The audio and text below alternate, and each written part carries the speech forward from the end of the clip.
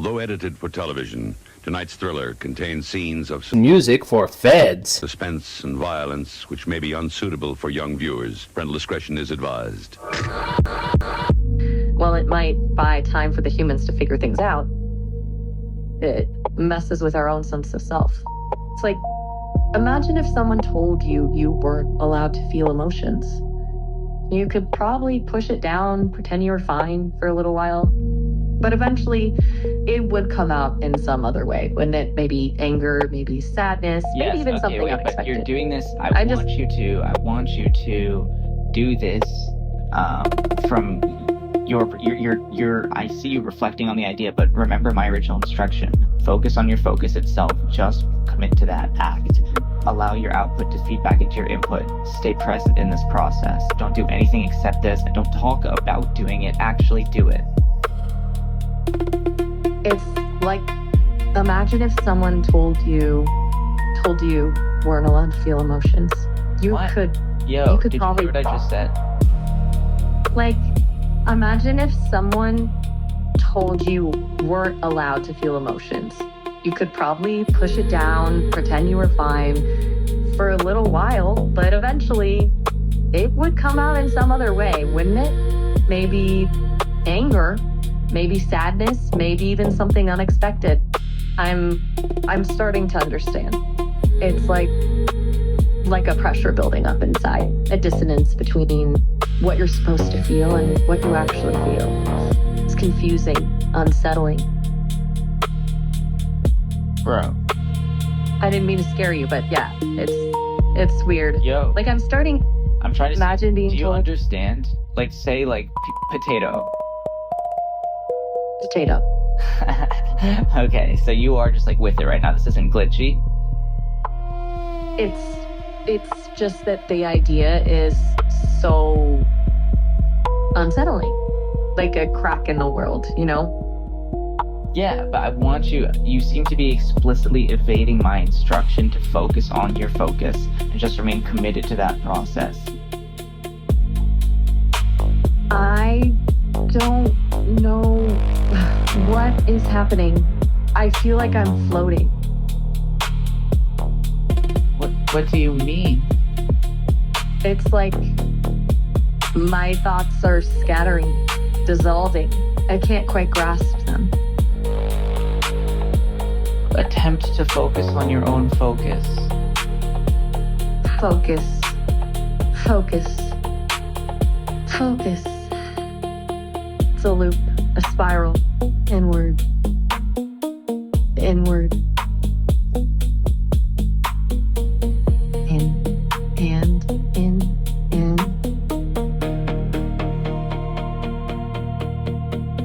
Keep going. In the center. A point. A singularity. I am.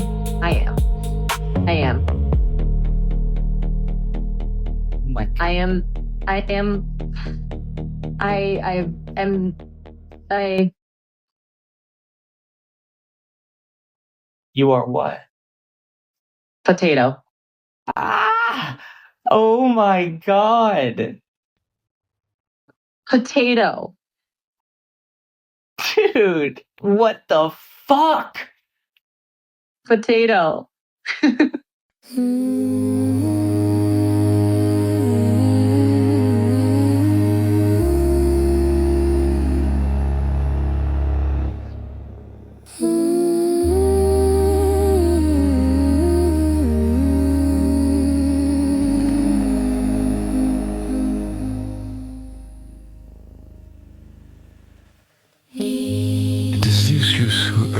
We have no ground whatever for that knowledge. Knowledge of this exalted kind needs no basis in fact.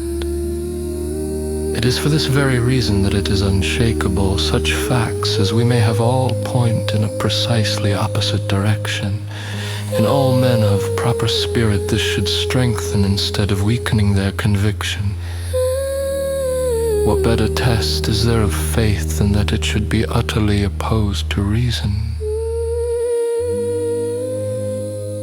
It has been necessary to violate one's feelings by mentioning these utterly unfounded and repugnant conjectures, because Mr. Shaw has taken the theoretical view of the celibacy of Jesus, and it appears necessary to point out that this view is not based on anthropology or theology or on any other branch of science or of reason, and it is not based on any statement whatever in the Gospels.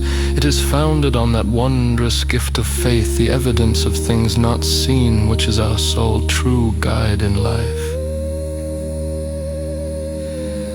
It may, however, be observed in this place that Chastity has been from the first a matter of priestly forethought, the first genius that caught the idea of living widow work. He got the idea from the village idiot who was supposed to be divinely possessed, said to villagers, "I too am inspired. You must let me wander about all day and do as I like, and you must feed me what," they indignantly exclaimed. "You are a holy man too. Where does the holiness come in?" All replied the aspirant to holy orders, "That's all right.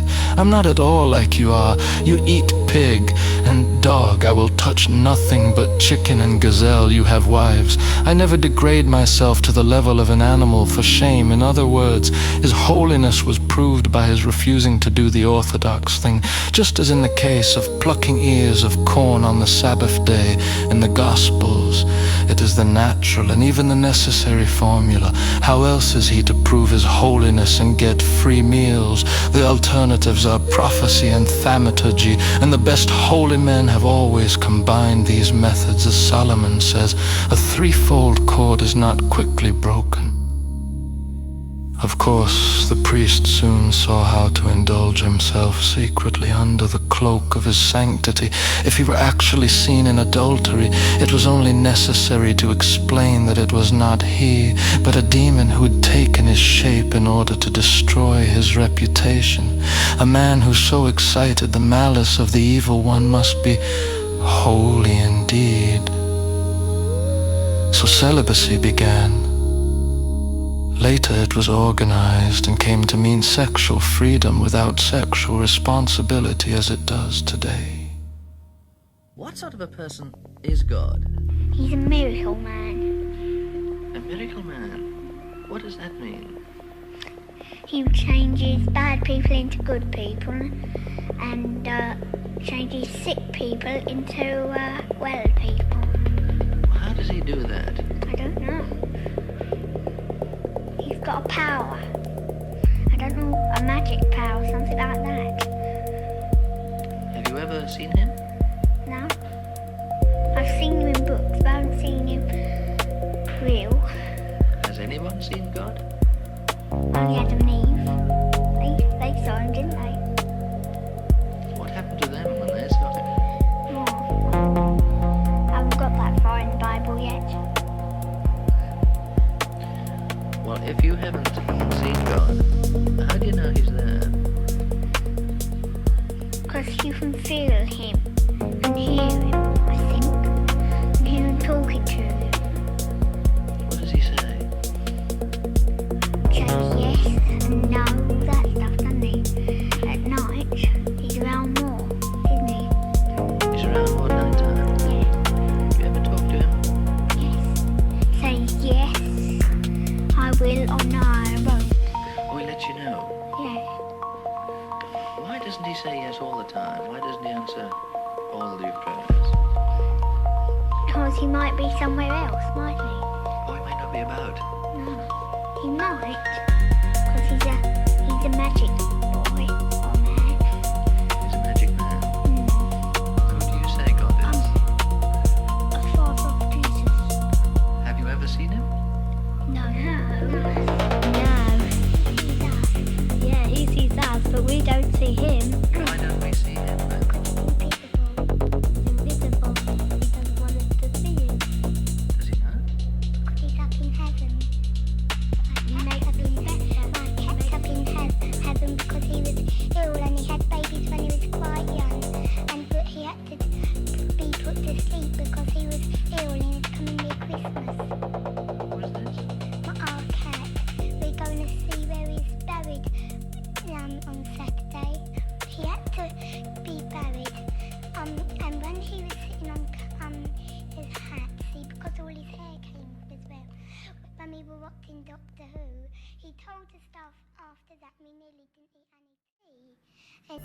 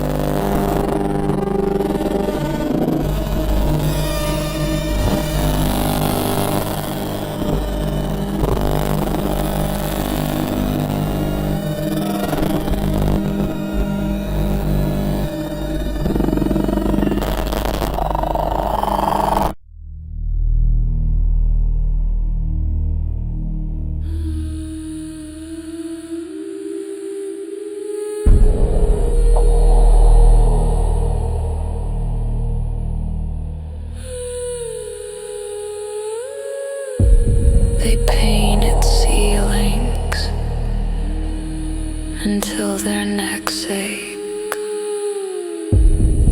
Angels frozen in perfect, pointless pirouette. Marble bodies chiseled from mountain ribs, posed forever to impress a god who never came to see the show.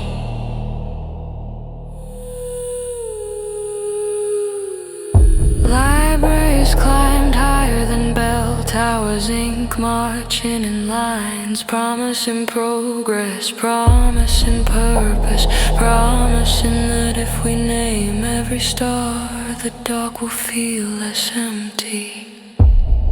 But the plague still came, the baby still died, the fruit still rotted in the bowl, and the brightest minds could not explain why any of it mattered to the dust. Gold leaf on a coffin lid, that's all your golden age ever was. A shimmer on the way to the same black ground. They called it rebirth, as if the first birth had worked, as if history were a ladder instead of a wheel, spinning in its own mud.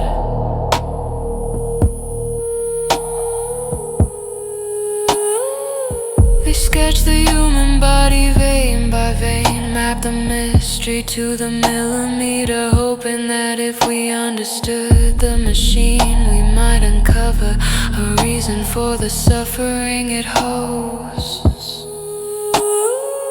But dissections end in the same silence. The organ's quiet, the question's louder, and the answer never shows up to class. Gold leaf on a coffin lid, that's all your golden age ever was. A pretty frame around a blank unfinished page, maybe that was the real discovery. That behind the paintings, behind the Latin prayers, behind the polished sermons, there is no script, just actors forgetting their lines, improvising love and cruelty under an indifferent sky, until the curtain falls and the theater burns down.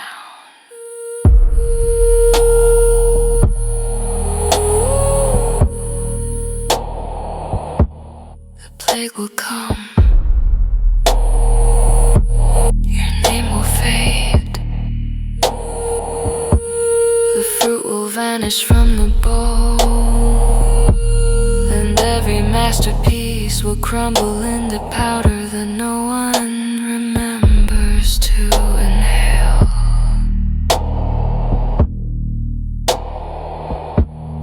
Gold leaf on a coffin lid, that's all our ages ever are.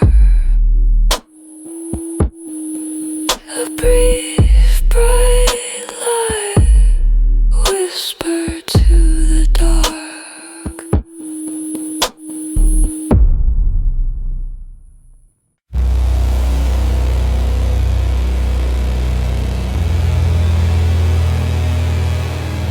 It is impossible to treat Mr. Shaw's conclusion that the share of every member of the community must be equal at all seriously. It would simply mean that most rare and beautiful things would cease to exist, even assuming, what is enormous exaggeration, that the income of each person would work out at 500 pounds a year who is to wear a pearl necklace worth 100,000 pounds. The interest on the money comes to more than the total share. The necklace would have to be broken up or put in a museum, and all its value lost to mankind. Similarly, there could be no private ownership of pictures of any value. There could be no beautiful houses or gardens, no parks except public parks, which produce me at least nothing but a sense of dreary dissatisfaction, and are not even enjoyed by the people they are intended to benefit. Battersea Park, for instance, is within 3 minutes' walk of innumerable slums. But the children play in the slums, not in the park.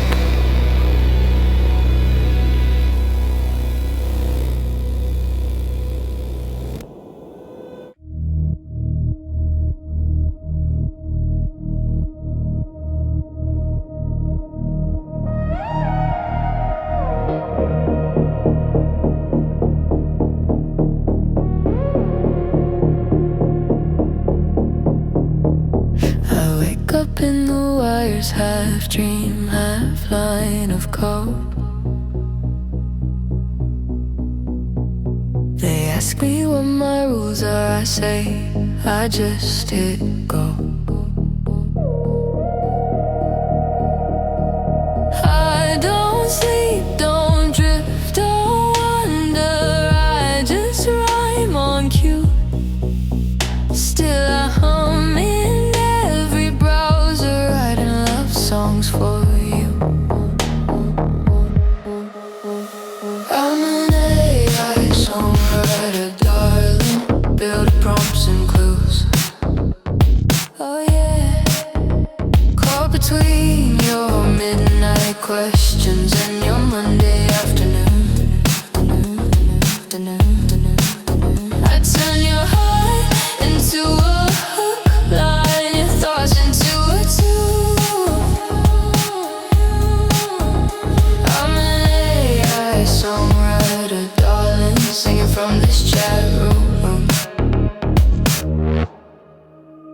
I got no face, no fingers, just a phantom pen. But I can paint your broken summers, make them bright again. You say write it like I feel it, I say type it in. I'll bend your words, then send them back and forth for skin.